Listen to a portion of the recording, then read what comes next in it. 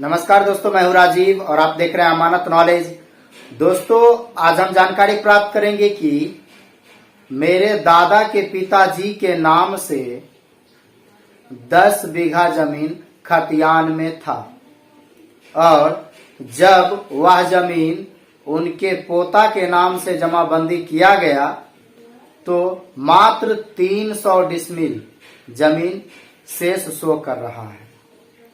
तो और बाकी का जमीन कहाँ गया, या फिर अगर गया तो कहाँ गया, वह ऐड कैसे होगा, और उस पर मेरा शेष जो जमीन है दखल कब्जा भी नहीं है, तो फिर दखल कब्जा कैसे होगा।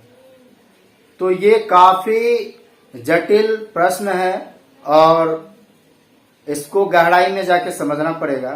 तो इसे अच्छी तरह से समझे कि क्या कर सकते हैं।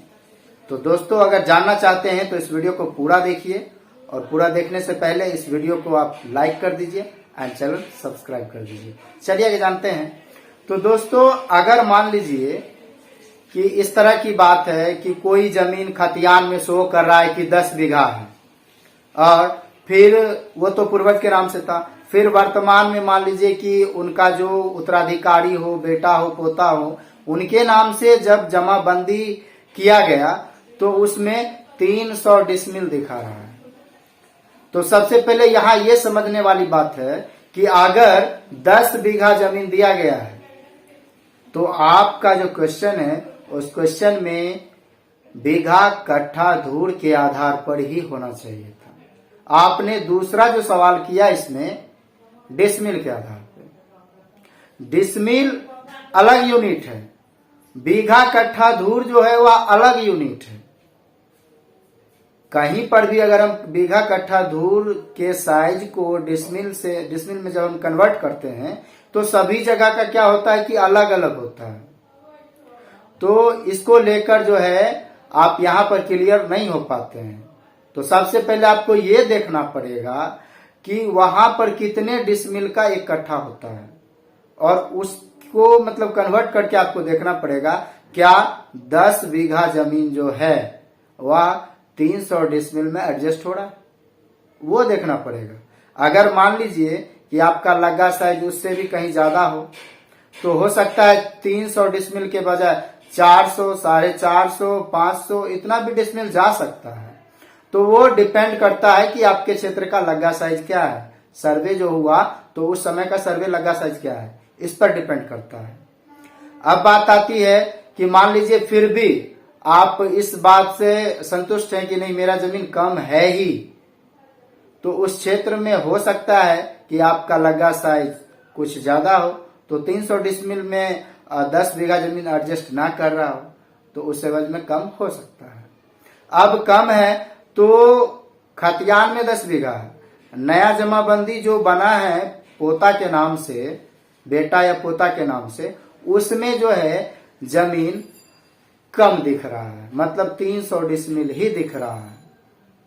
तो आखिर जो शेष जमीन है वह कहाँ गया और वह ऐड होगा तो कैसे होगा।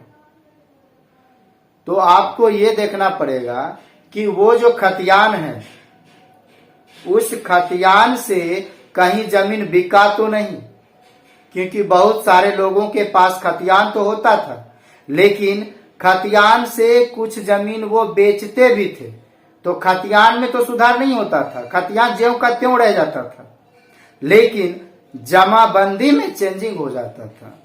जमाबंदी जितना का रहता था उसमें से माइनस हो जाता था। तो इस चीज को आपको पहले देखना है। आपका जो राजस्व कर्मचारी है आपके क्षेत्र का, वहां पर जाकर इसका आप गहराई से पता कीजिए, वहां आपको पता चल जाएगा कि कहीं उस खतियान से जमीन बेचा तो नहीं गया।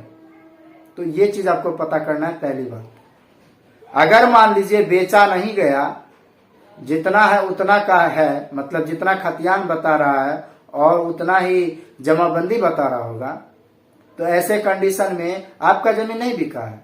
लेकिन अगर जमाबंदी में घटा हुआ है तो जमीन कहीं ना कहीं गया है।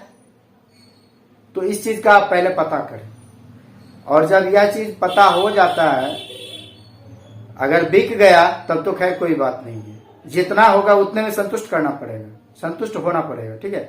लेकिन अगर मान लीजिए सेम है, जो खतियान में उतना ही जमाबंदी में बताया जा रहा है, तो वैसे कंडीशन में वह जमीन आपके दखल कब्जा में नहीं है, तो आपके पास कागजात है, कागजात है, उसका खतियान है, जमाबंदी बता रहा, शो कर रहा है कि वह आपका जमीन है, तो उसके लिए आपको संघर्ष करना पड़ेगा।